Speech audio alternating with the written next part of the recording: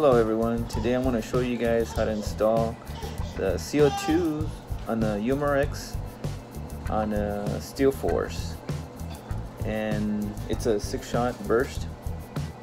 So first thing is first, the lubrication chamber that I'm going to be using is called the Pellgunoil,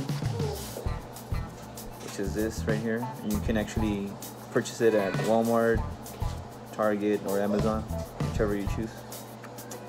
And the CO2s that I'm going to be using is the Daisy power line, which is right here. And then the magazine that I'm going to be installing it in is this right here. I already have it out, so on the magazine you basically just, on the sides, you press it, and then it just comes out. Go up and then open it out,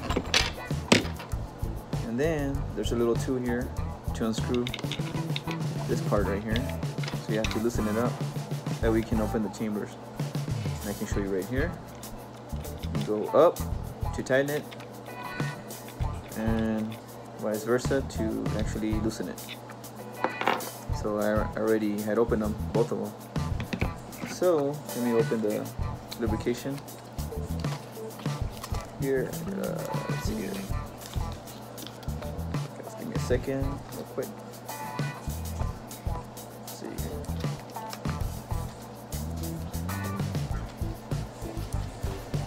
Open it. And actually make it pretty tight. That way nobody can just, especially for kids, they can actually open it up. Let's see here. Use this. There we go.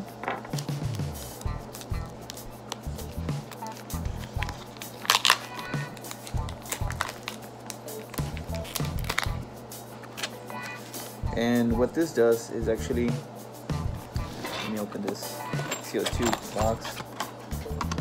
You apply it actually on the top part of the CO2, basically right here in this area, and you don't have to apply much. It's actually just a drop.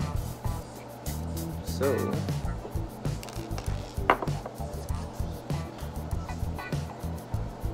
let me get it up right here, and then you can actually just get some scissors and just cut it off a little bit.